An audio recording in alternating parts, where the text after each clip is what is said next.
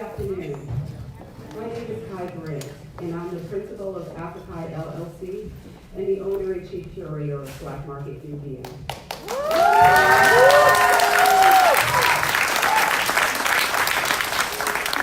And I have the pleasure of standing before you this afternoon to introduce our esteemed Congresswoman, Ayanna Pressley.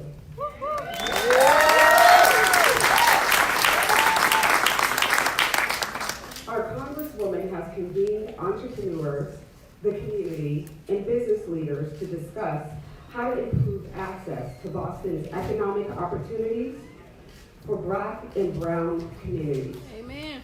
The panel discussion today will center on forward-looking policies regarding the future of work, equity in emerging industries, and the prospect of a new Black middle class.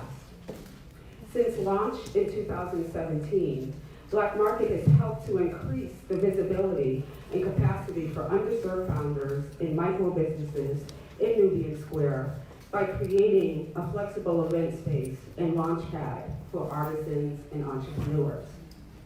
My husband and business partner, Christopher, and I intentionally invested our own capital inside of Nubian Square to help mitigate the $247,500 wealth gap, keeping in mind that Black spending is responsible for $1.2 trillion in purchases annually, and that those dollars leak and greatly turn over elsewhere, except inside of our community. In Nubian Square alone, the leakage was calculated at $14 million in 2012 by the BBPA. The Congresswoman who serves on the subcommittee on economic and consumer policy has been a champion and supporter of a multitude of local businesses throughout this district for decades. So to no further ado, in the spirit of the National Negro Business League and in the spirit of Black Wall Street, I give you the U.S. Representative from Massachusetts' 7th Congressional District, Congresswoman Ayanna Pressley.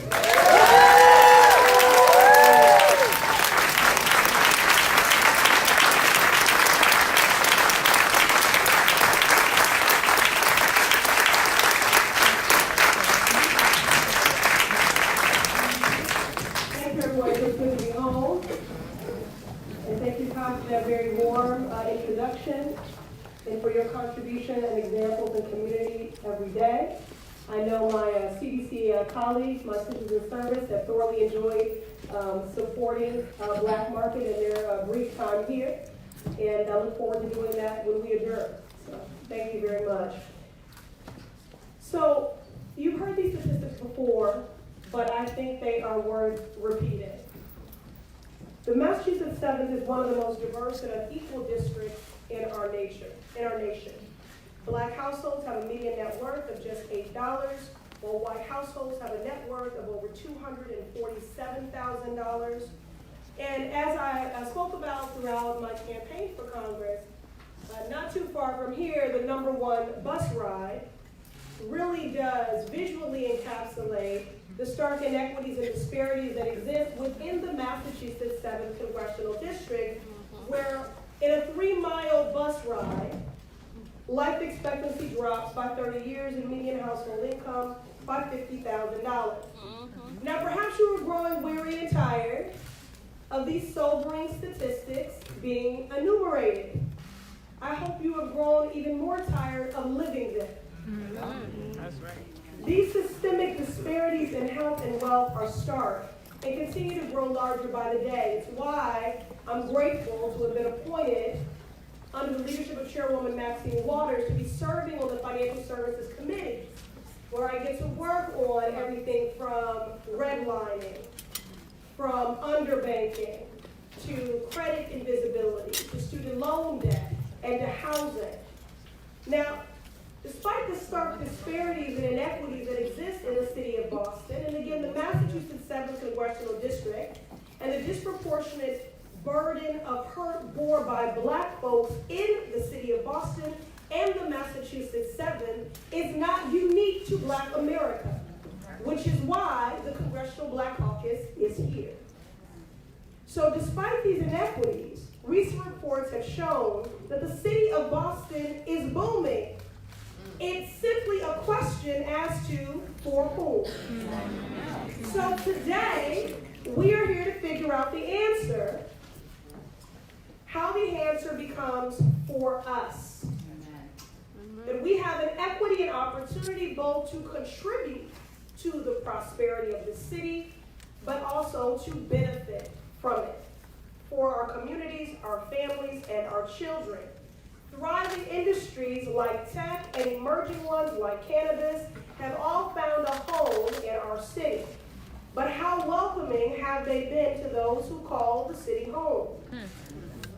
How are we ensuring that Boston's prosperity is within all of our reach? Now, this year is also the 2020 census. And it is critical that everyone be counted so that we have the allocation of federal resources as well as the political representation. We have lost congressional districts. We have lost congressional districts. So not only are we diverse and unequal, but we are also one of the most undercounted districts. Of the 100 largest cities in the country, Boston is ninth in being hardest to count. Now you want to know how that affects you? You think there's a deficit of resources? So first, the resources that do exist are not equitably distributed and invested. Right. But because we are undercounted, we are also underinvested in. Which contributes to and exacerbates these inequities, these disparities, and the hurt that we are already feeling. So in the eyes of the federal government, if you are not counted, you don't count. And I believe that you are worth being seen and heard and invested in.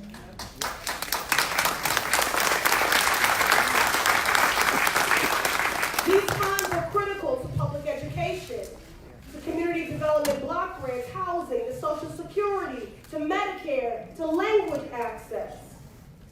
So as one of the most undercounted districts, it is on all of us to organize, to educate, to mobilize, to ensure an accurate count so that we can get our fair investment federally.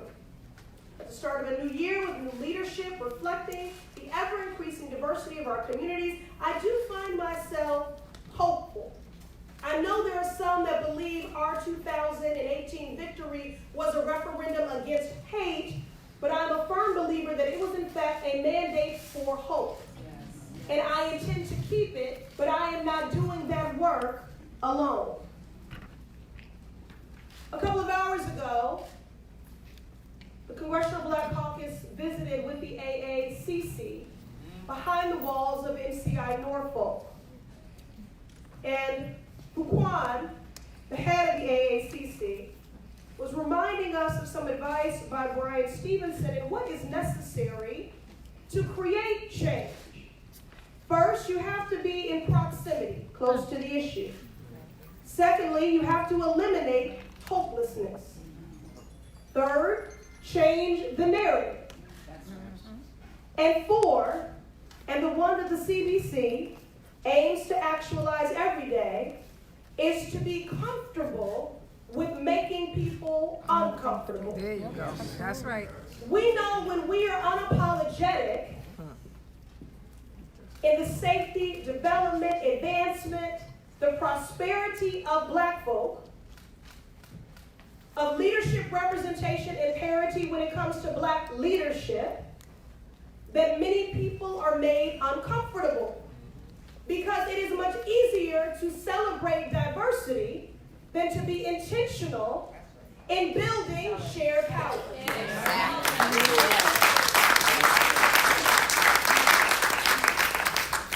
So, today we look to a future that is yet to be written. I look forward to what I know will be an informative and engaging conversation. I want to encourage all of you to engage with us on social media throughout the weekend using these hashtags.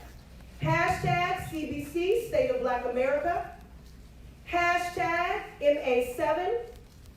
Hashtag Movin on Up.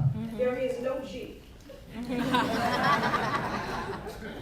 I'll be looking for your input, so please feel free to join the conversation using these hashtags. This event is also being live streamed on my Facebook page, which is www.facebook.com/Rep Ayanna Pressley, one word. And now I want to invite up, as I was mentioning yesterday, this is a historic Congressional Black Caucus fly-in because we have never had a Black House member to be a part of the Congressional Black Caucus.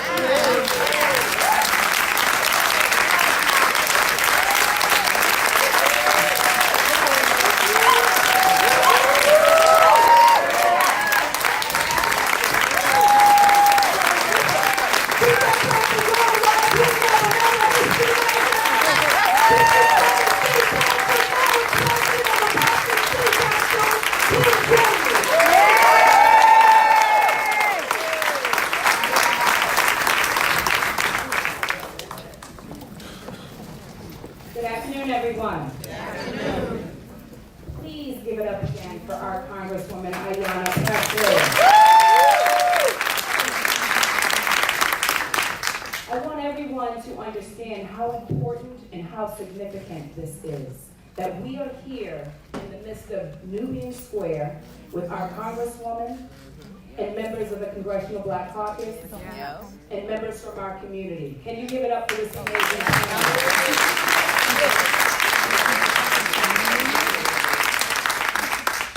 My name is Kim Janey, and I have the honor of serving as the president of the Boston City Council. That's right.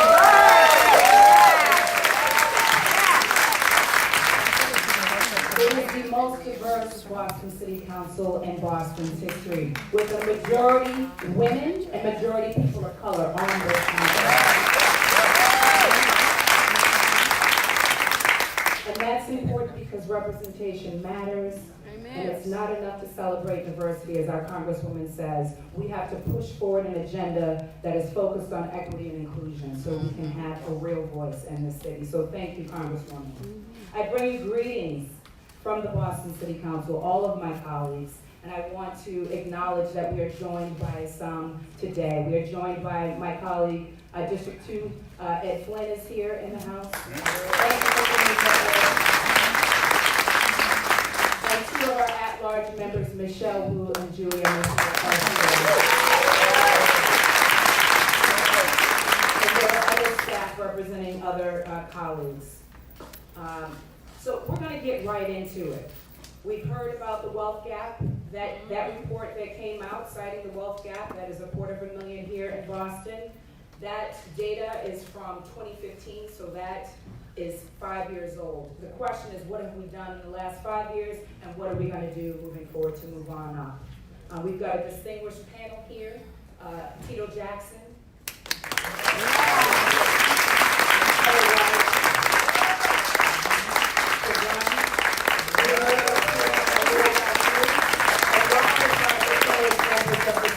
And I want to get right into some questions here. But again, welcome to Nubian Square. We have more Black businesses in Nubian Square than we've ever had in our history. And we need to celebrate that. But at the same time, we are still in transition here. And so we do need this investment that our Congresswoman talked about. I want to begin with opening up a question with Shagun. Are you ready, sir? Yes, he is always ready. So, Congresswoman, you good? Oh, yes. So, you know what, actually, we're just, my colleagues would also like to join in on the social media conversation, and we need the password. Can someone from this building? Okay, thank you. Well, we get the password, and we will share that for anyone who wants to log in here. But the first question for our distinguished panel is for Shagun. Shagun. And anyone can join in, but I want to start with you, sir. When we talk about gentrification, policy discussions tend to focus on displacement of people from their homes. Can you talk about the impacts of gentrification and displacement for Black and brown business owners? Well, thank you very much for the question, Madam President, and good afternoon, everyone. Good afternoon. Good afternoon. This whole place is packed out. People need to know that folks care about this conversation. And I do want to thank the Congresswoman Pressley for the invitation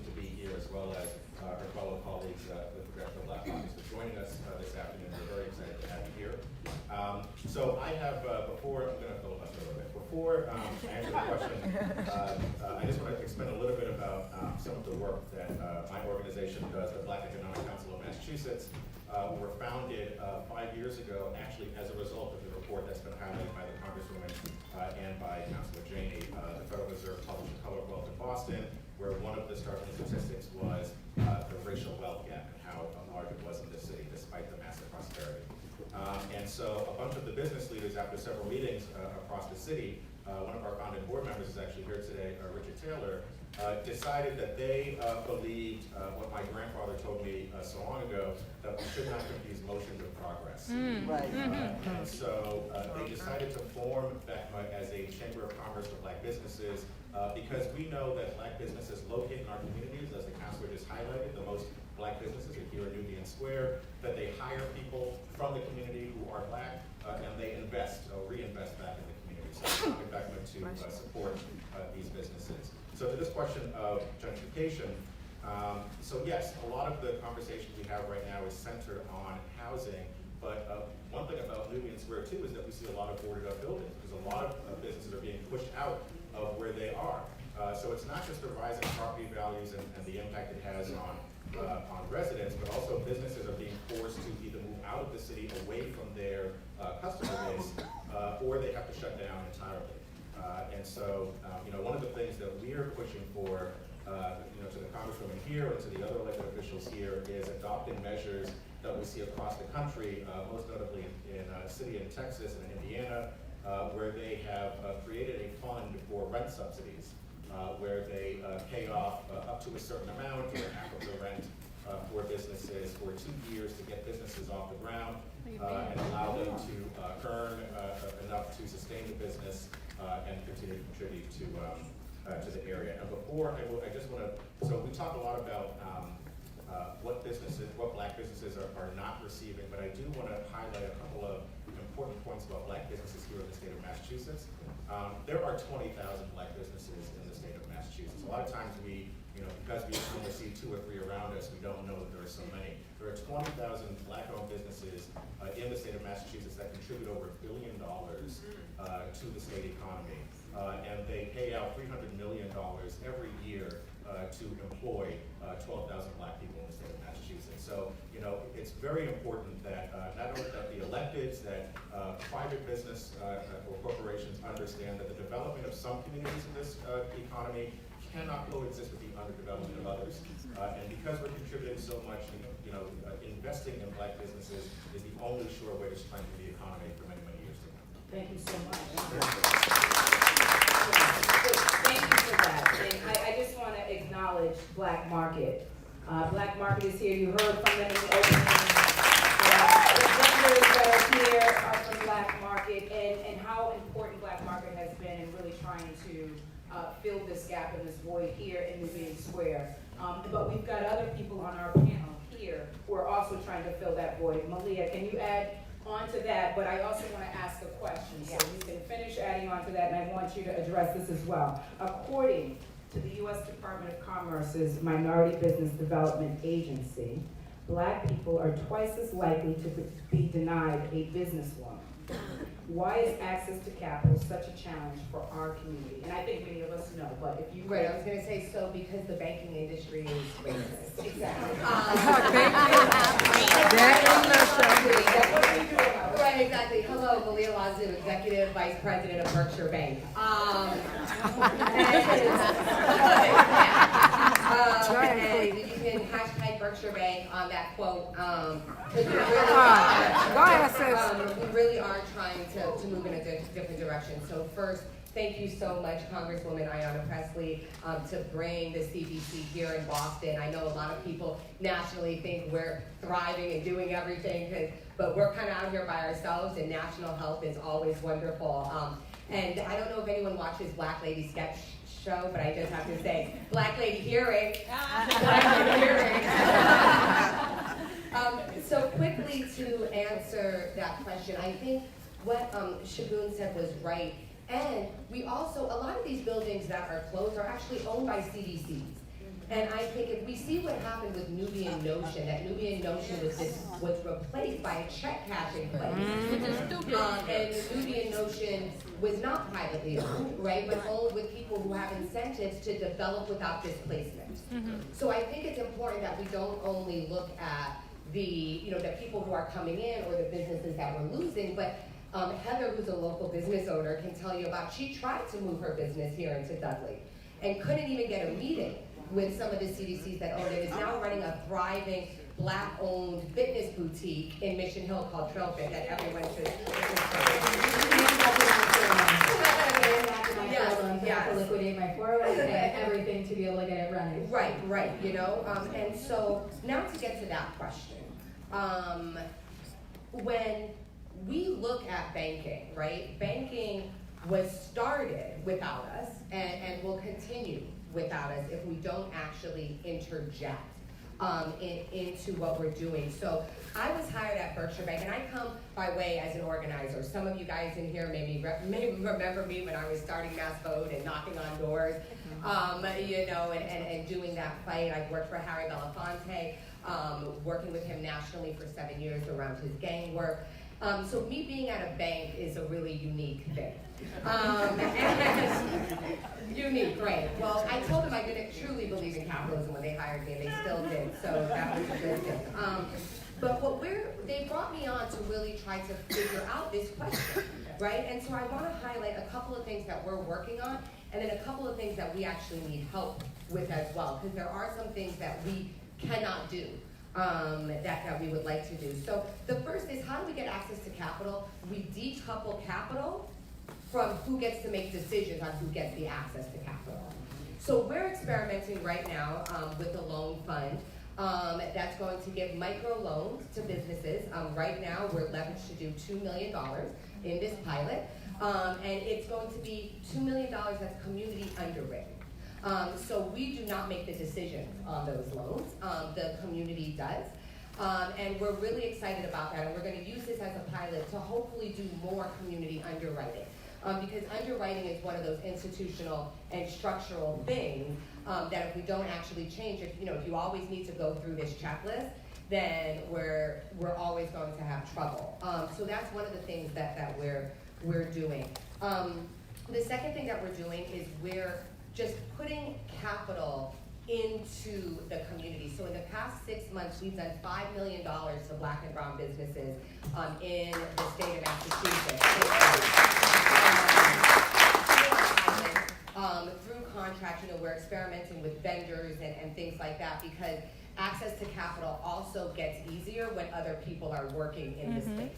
And so we want to make sure that we can reflect that.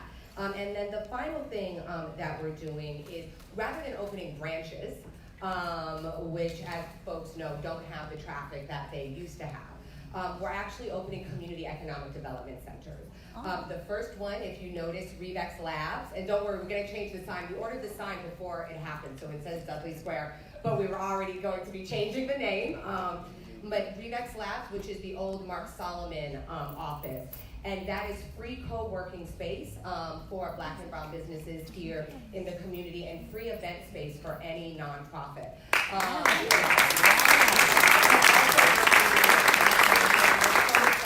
So close to Black market, and hope to support with any space that they need, or if their entrepreneurs want space, to really create a network. So that gets to some of your answer.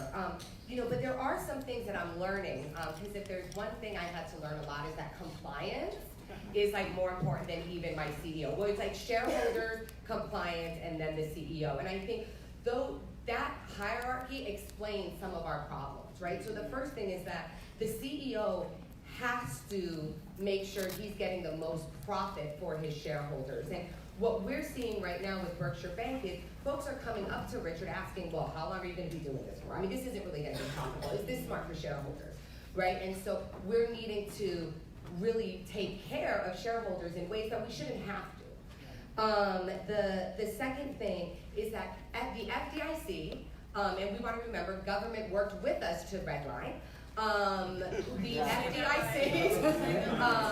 FDIC has regulations that prevent us from banking in ways we'd like. So right now we're experimenting. There's a credit union that's doing some undocumented people without documentation banking. Being a bank that's larger than $10 billion and being FDIC insured, we can't do that if we wanted to.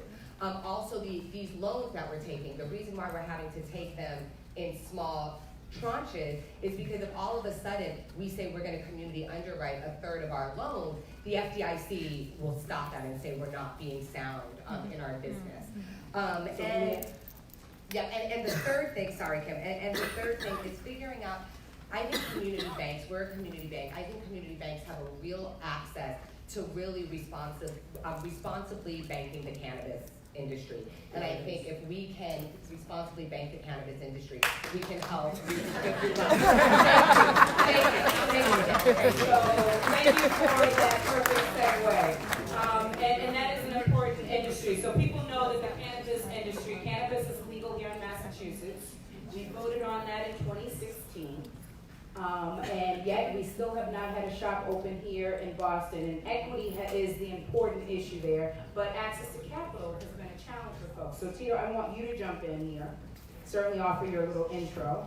And we did some important work on this council. We passed legislation that promotes, that's right,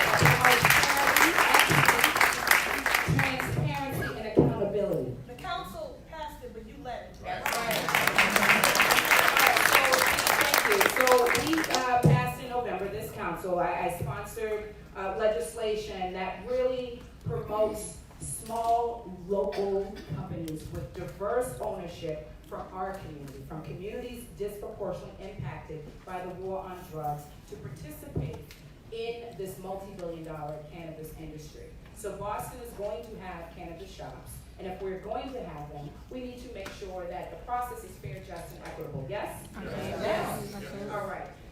Tito has been a great partner in this work with me, as well as others on this panel. Certainly our Congresswoman, who has led in this space. Thank you so much, Ayanna. Tito, for you, what are ways that Black people can navigate the financial hurdles to cannabis licensing, and how do we ensure equity in this emerging industry that can be a model for the future?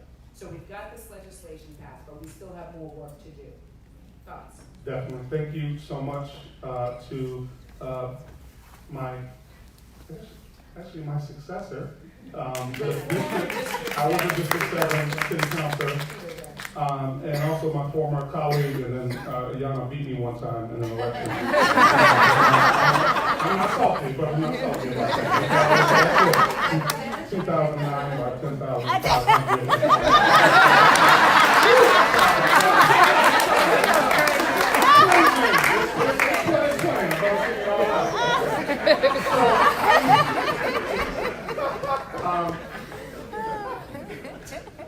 Cannabis, it's interesting because the hardest conversation I had to have about cannabis is with my board of directors, aka Rosa Jackson, who's my mom, so now that you're not on the council, you're going to do cannabis. So how did I get here?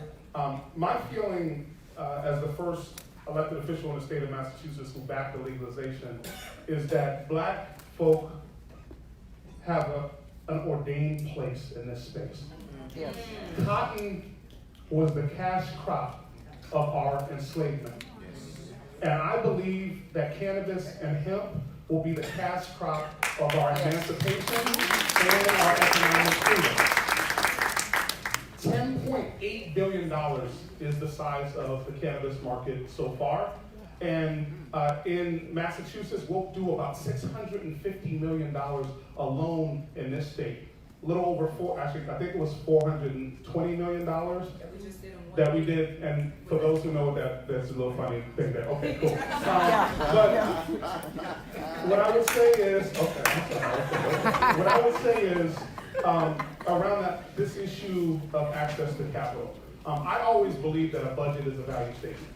Where an institution, in particular a government, at the federal level, or at the state level, or at the local level, puts their money, determines what we really value. Absolutely. So let's look at our friends, and I never liked getting beat by Michael Jordan over in Chicago, but in Illinois, they put $30 million towards equity before they ever open a recreational store in the state of Illinois.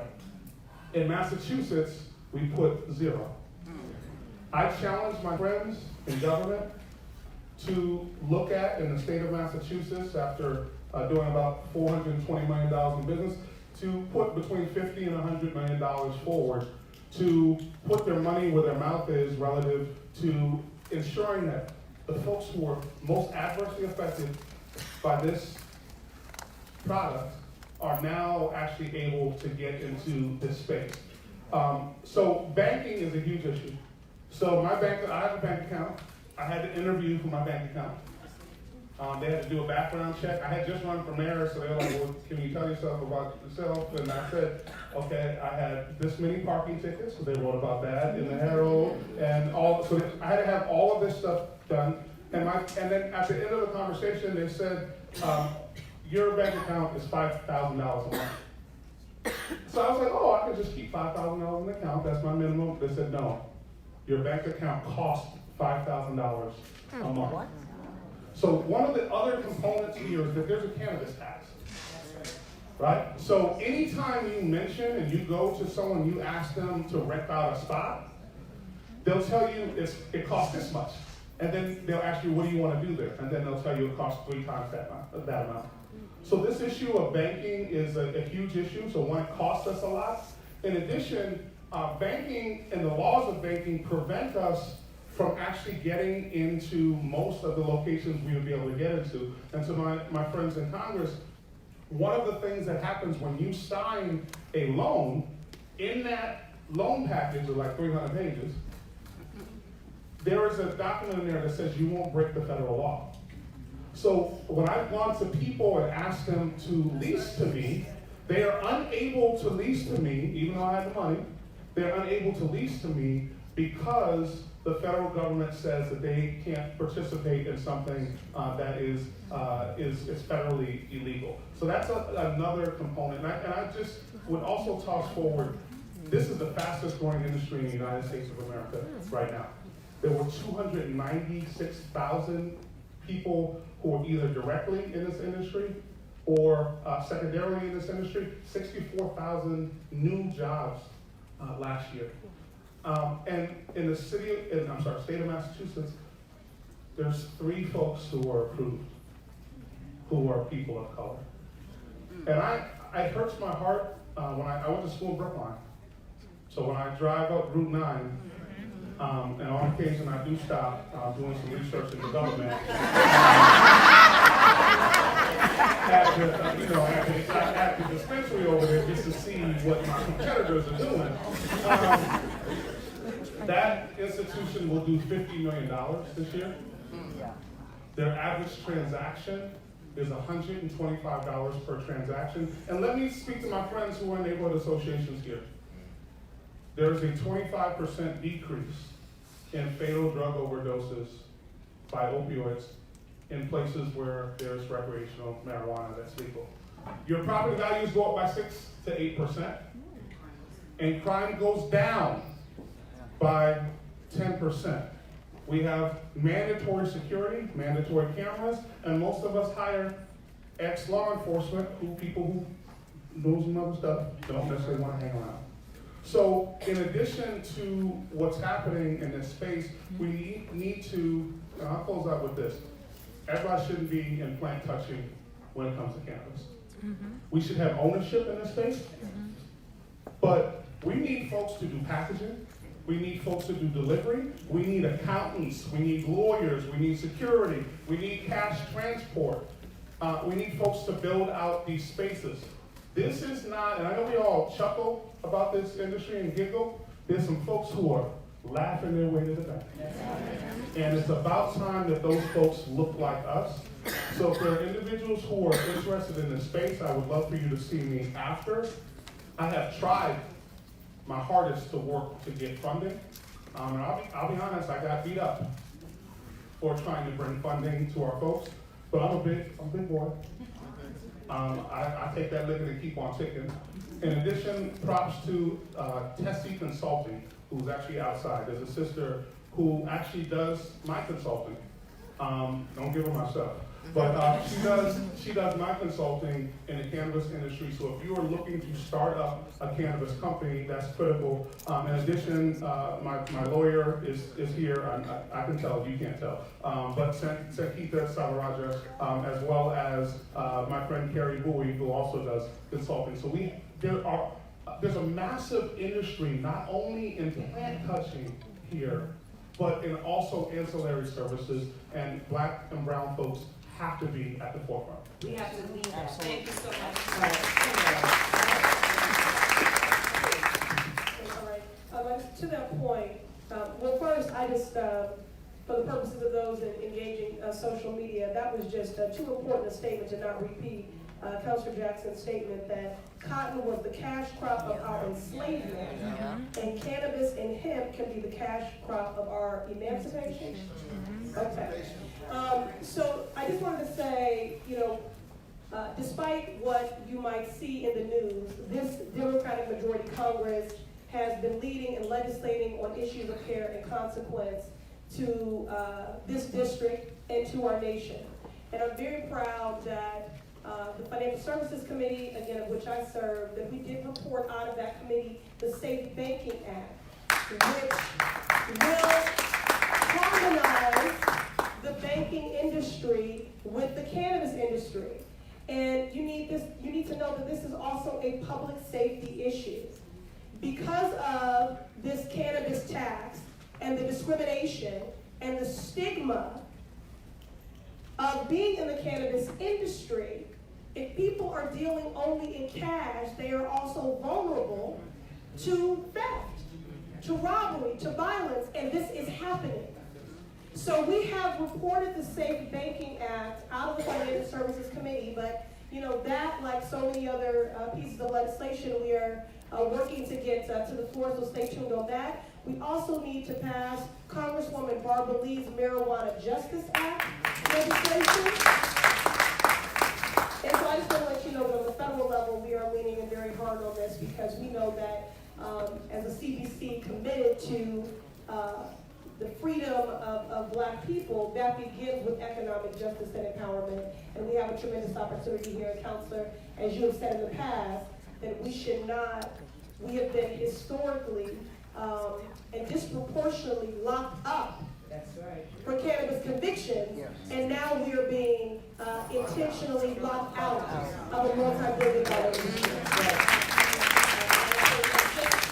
Here in Boston, we are trying to lead. We have amazing entrepreneurs who have informed the work, certainly informed the legislation. Boston has the first in the Commonwealth cannabis fund, equity fund, growing that up to $5 million, but $5 million isn't enough to really help the entrepreneurs. We're trying to help to make sure that they're not locked out of this. A similar industry where we see Boston, again, booming economy here.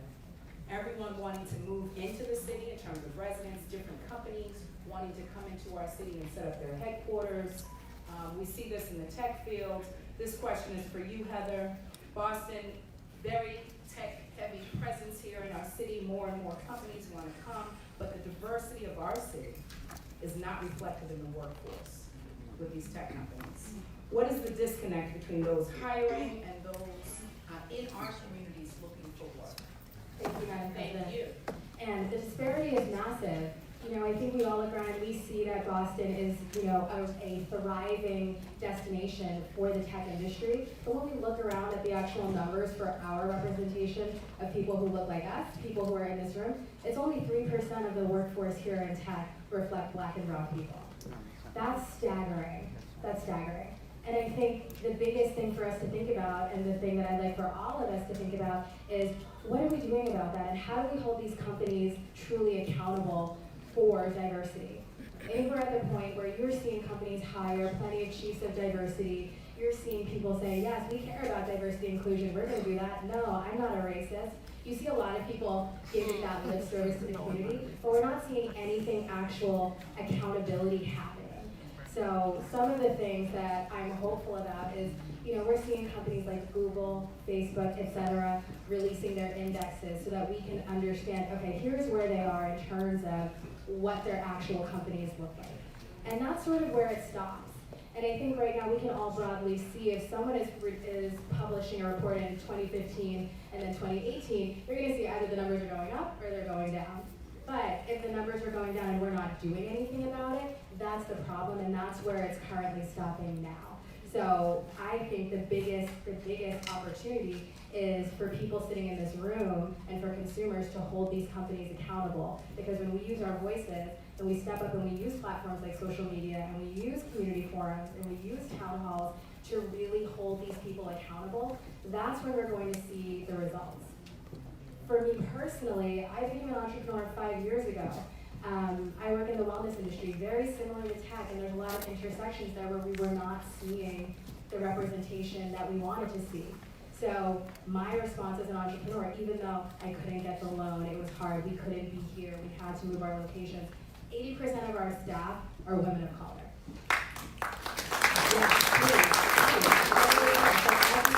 As we look to these emerging industries that are here and placing their flags here, 3% is too small. And I have a lot of hope for what the tech industry is doing because we're also seeing remote working now becoming more of the norm. So now that folks are able to work from home, you're seeing people and entire teams working from home. We're starting to lose some of those barriers to entry. So if I don't have to be in an office, transportation is no longer a barrier to entry for me. My housing status is not necessarily a barrier of entry for me to get a job in the tech or the wellness industry because now I can have a remote team. And that can be a way where we can start to really increasing diversity in those areas.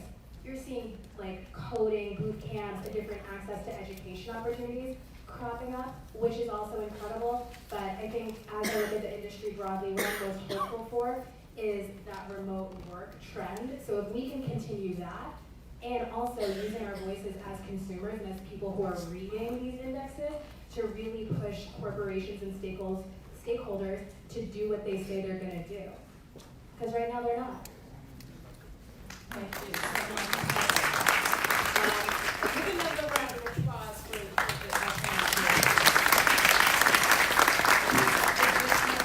questions, but I really want to prioritize hearing from members of the audience.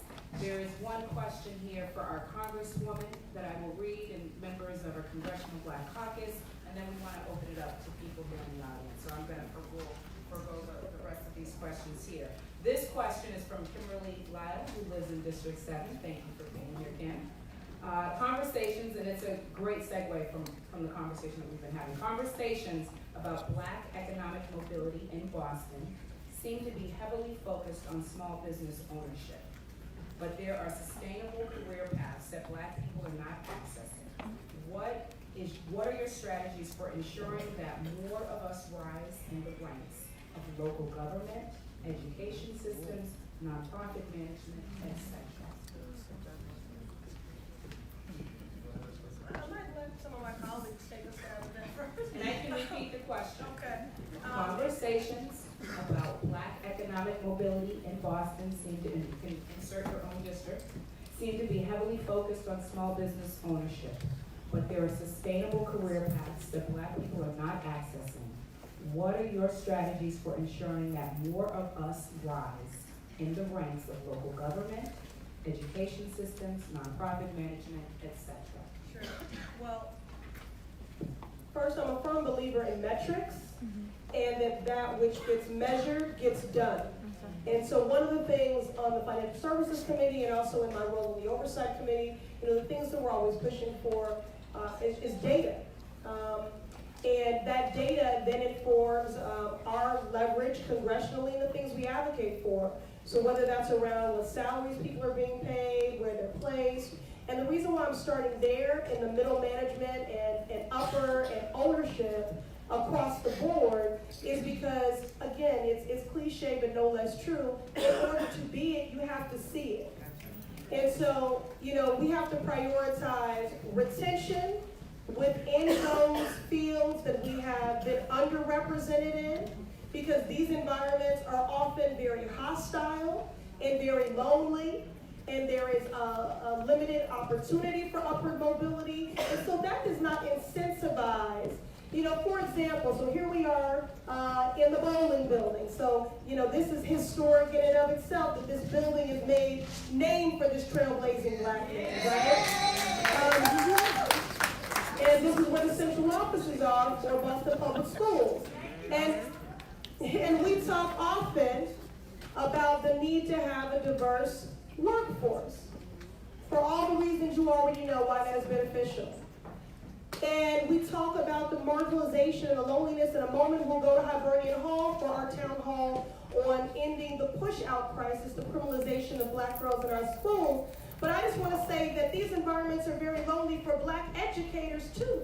Yeah. So we address the need to have greater representation within our learning communities when we're not telling the truth about the fact that those same kids that we're talking about, the trauma they're carrying in their emotional backpack, those ACEs, when they cross the threshold, that these black educators are carrying the same. Right, absolutely. And they are really, so I just want to say that exists in every sector. So tech, that exists in banking. So we need to prioritize retention. We need to prioritize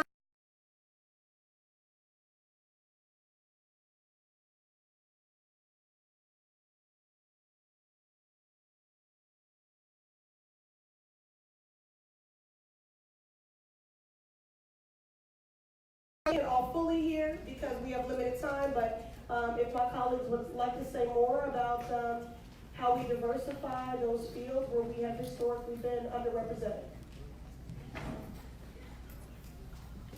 Boy, I tell you, this is a tough one, but I'll tell you, I had an experience recently. I'm Gwen Moore. I'm from Milwaukee, Wisconsin. So I don't know where the person from Wisconsin is. And I had the opportunity to visit with Stan Chia. He is, you can tell by that name that he is not necessarily a white man. But so he is an Asian man that took Grubhub, something that you've all used, from zero to like $1.6 billion just like overnight. And he was tapped to move from there to do Amazon, Cisco, GE, and he's now founded what was tapped for his recent appointment to Vivid Seats. It's a ticket sort of venue. I say that to say this. This is a brand new environment, and someone mentioned it earlier with regard to tech industries, that space. And the way we're going to beat them is by demonstrating to them that just having the same old formula, white men, is not going to get you from zero to $1.6 billion. We all know that diversity is the key to expanding opportunities. And I think that when companies demonstrate that this diversity, you get better ideas, they've done experiments with this, you could put the brightest, smartest, Harvard-educated white men together, and they won't do as well as people from Marquette University or University of Alabama, and people who are different races and colors when it comes to problem solving. And so I think it's really important to sort of push out the importance of having diversity in our economic development. That's just that's sort of a 30,000-foot view of it. But I admire the people who are here today. As I walked around, they're not afraid to be entrepreneurs. I come from a generation where, the generation my parents, where you went and got your 30-year watch, and you relied on that. So I do think that it really takes some courage. I also think it's really, really important to take advantage of the amalgamation of skills. I think instead of having a model where we're all competing against each other, that you really do try to form clusters of talent so that you can, in fact, compete with other industries. I think it's really, really important for us to continue as legislators to press for educational opportunities. It's very, very disturbing to me right now that we are dumbing down our society. I think a lot of conservatives do not like education because they think it's too liberal. And they are sort of pushing out the message that you don't really need higher education. And we're not going to be able to compete in the world by our old models of relying on industry and manufacturing. We really are going to have to own and take this space. And so we really do need to focus on freedom school models where we make sure that we're teaching our kids at really early ages math and science and really, really getting good at this and make that a community project.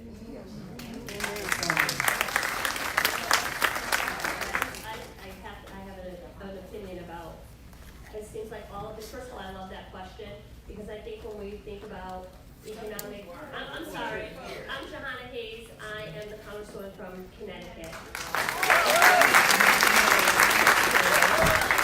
She was also voted as National Teacher of the Year. That's right.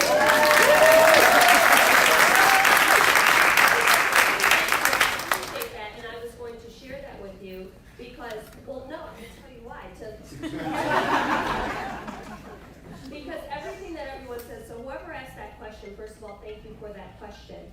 Because when we think about economic opportunities, we're always thinking about small businesses. I am an academic, that is my gift. That I always wanted to be a teacher. I always wanted to go to school. And my thing is, we have to make sure that those opportunities are available to anyone who wants them, no matter what that opportunity might look like. So when you say, what are we doing differently? And I mean, just really quickly, I don't think, in order to appreciate the journey that I'm on now, I was a high school dropout. I was a teenage parent, and then I was celebrated as the top teacher in the country.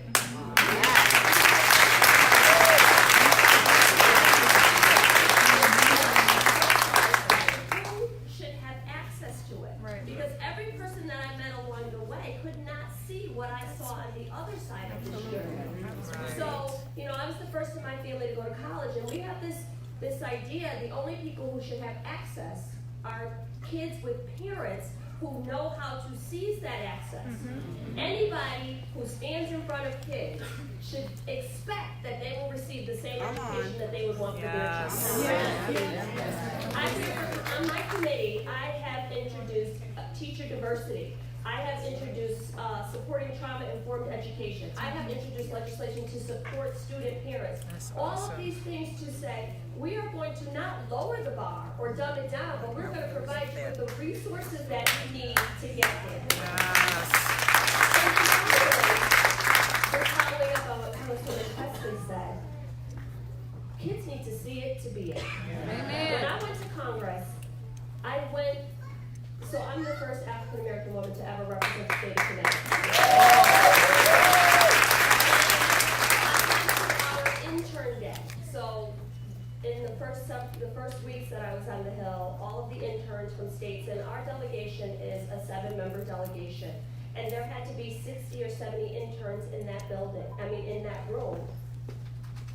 And there were 2 people that looked like me. Wow. 2 people that looked like me.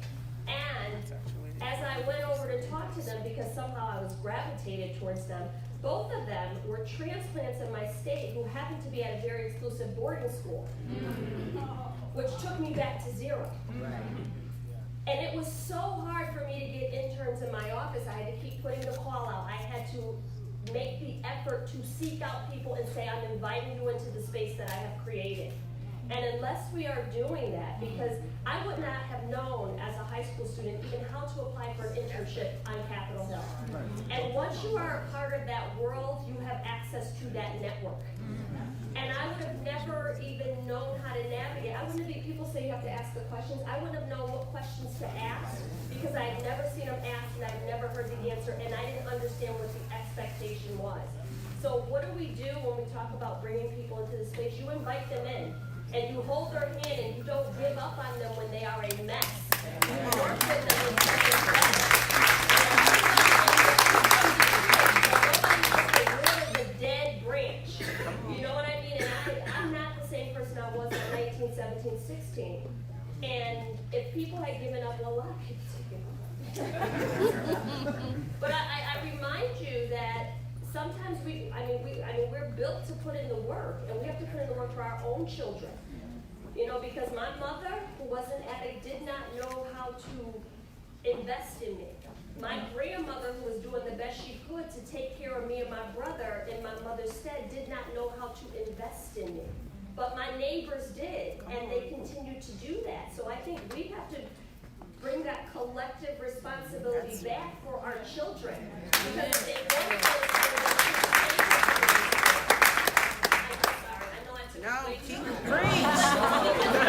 Go ahead. On our committee, my colleagues say to us, well, they could go to a trade school, or they could go get an internship. And I said, well, don't we get to dream? I didn't want to go to a trade school. I want to make that opportunity available for someone who does, but I wanted to go to college. And that should be good enough for me too. Yeah. And this idea that we take what's left, no. Whatever we get should be the best that it could be, and it should be good enough for your child.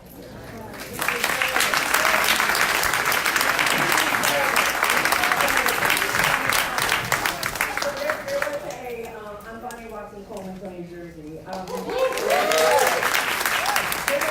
That question that says, what do we do about the underrepresentation in local government, and I guess in county government and in state government? And I think that we do that by voting.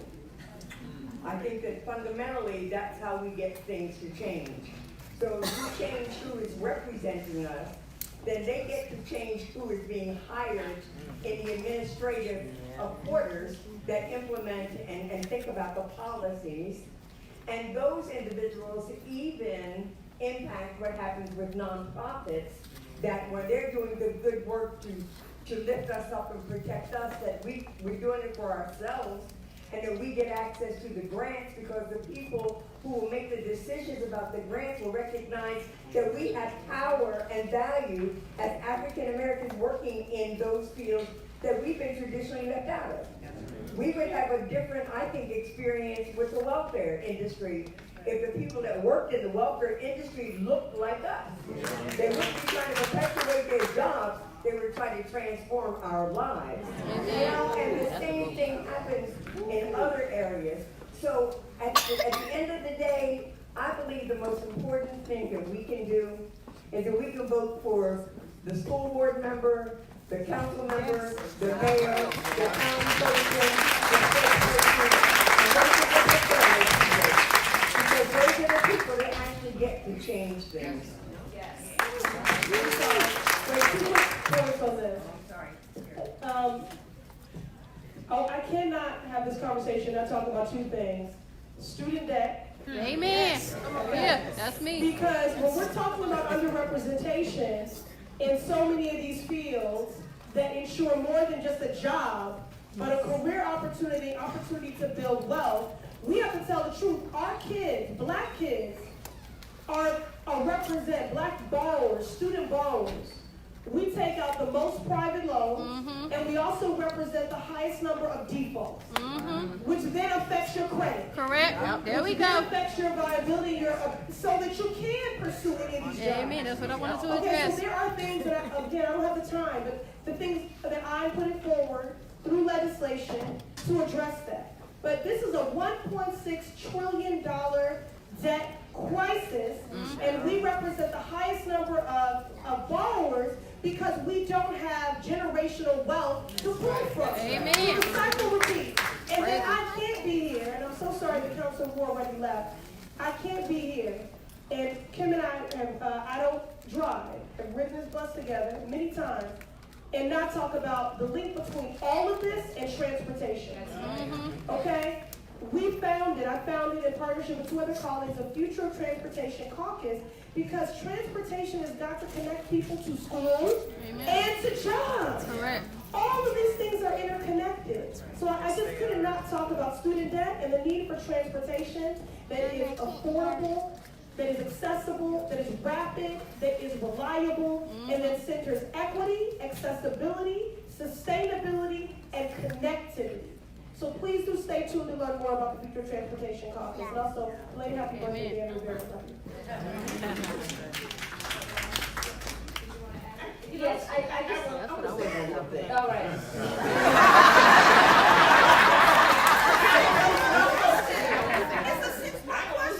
There's seniority, so.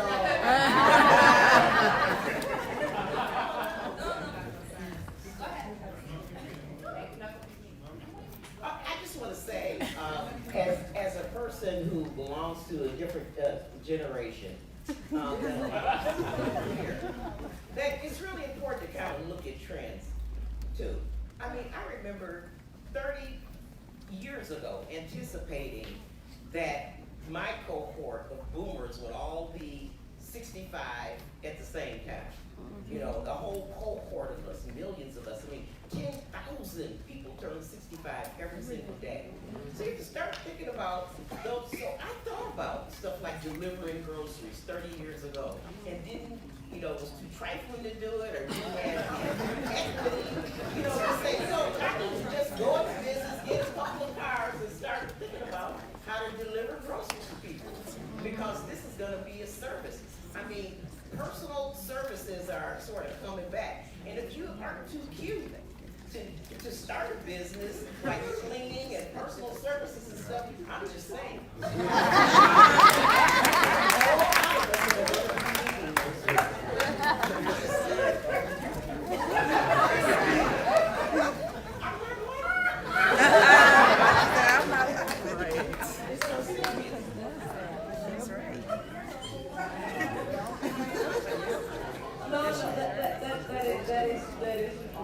Hello everyone, I am Congresswoman Omar.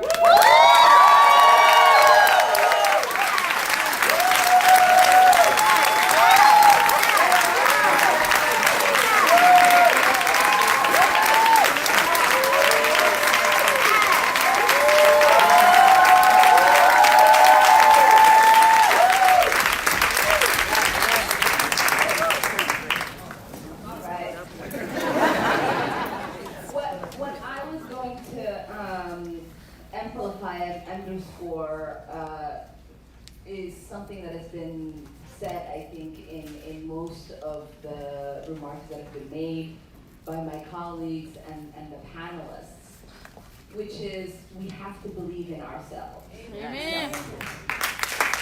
We don't get to have the opportunity to foster leadership in our community if we don't believe in leadership in our community. Ayanna Pressley wouldn't exist, and we wouldn't have this critical, important conversation if you all didn't believe Ayanna was possible. None of us would be here today if people didn't believe we were possible. None of the critical conversations we are having today because we exist in Congress would not be taking place. And so it brings us back really to the values that Ayanna talked about that we heard from Fuquan, which is the principles of creating change. We have to change the narrative about who we are and what we are capable of. Amen. Oftentimes we ourselves talk about one another and about ourselves as deficit. And we don't talk about the assets that we have and what asset we bring to our communities and to every single environment we exist in. We don't allow people within our community to rise to leadership positions who make other people uncomfortable because we believe that is going to create complications for ourselves, which in turn creates the biggest complication for us because we continue to be complacent. That's right, yes. Right. And the most important piece, and the one thing that I realize every single day as I sit with my sister Johanna Hayes in the Education Committee, is that we have to make sure that we have people who have proximity to the issues we're dealing with, in positions of leadership. There are no children whose struggles are not being talked about in our education committee because Johanna Hayes is there. You can see her struggle. If you ever watch any of the videos that come out of that committee when she speaks, you could see her struggling to not curse. The passion and the outrage that she has as people talk about our children as if they don't matter comes through every single time she speaks. I would not be able to introduce our student debt cancellation if we didn't have people like me who are shackled with student debt, who are part of that 45 million in our country, in office at this moment. And so when we are thinking about casting our ballot and we're thinking about who should represent us, those things that I talked about should not be seen as a deficit. They should be seen as an asset. You want the educator in office because they are not going to be complacent. You want those that have an understanding of how our welfare system works because they were on welfare. Who have the student debt because they are going to talk about student debt. The teachers who understand the critical problems that exist in the classrooms. You want those people in office. That's not a deficit. That is an asset. Amen. And you certainly want the people who are going to talk positively about the opportunities that exist from the challenges we all have faced in life. Amen. And so when we say, what is it going to take for us to have our businesses thrive? What is it going to take for our businesses to even exist?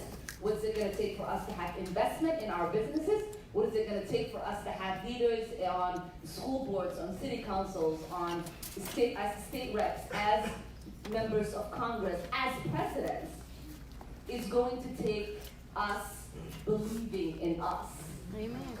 Thank you.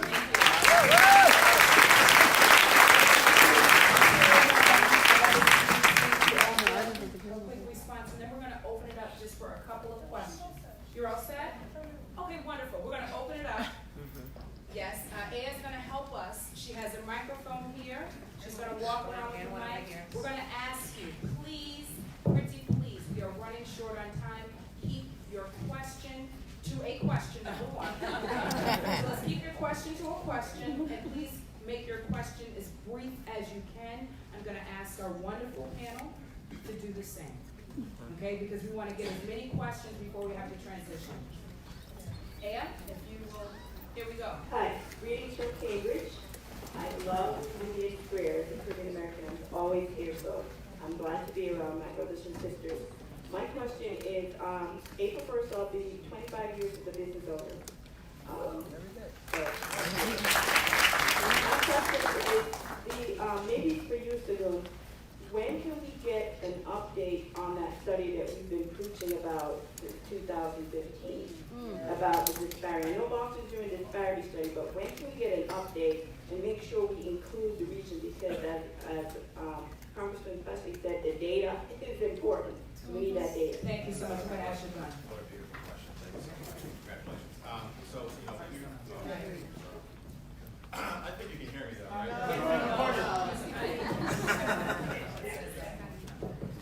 So, great question. I know that at least on BECMA's part, we have been reaching out to the mayor's office for an update on the disparity study that the city is conducting here.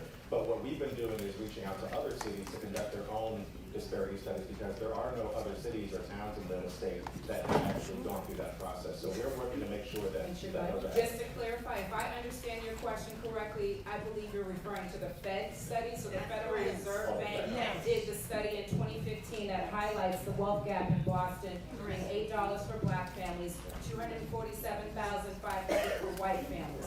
We did an update to that. That was 5 years ago.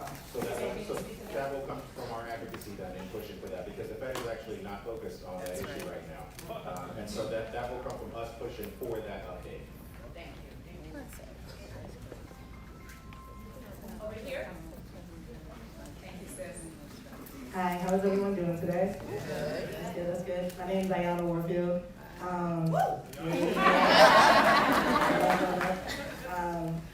Quick question. So, at this moment, the Millennial Black Boston art community is led by Black Bostonian women.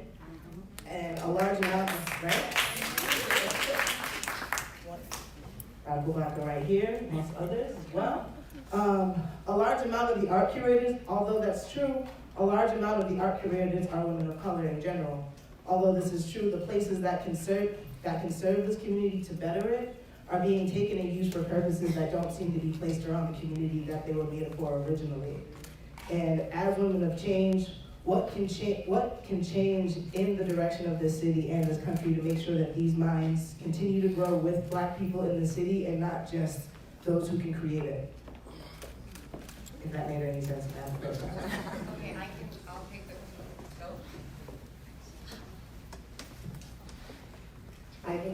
I'm gonna start to take that, because as, in my former life, culture building, is something that I did, and, you know, we were trying to work with certain institutions, that I think are open, but as I said, also need to figure out their board, right, and their shareholders, and, or not necessarily shareholders, but stakeholders, right, on how much change they wanna make.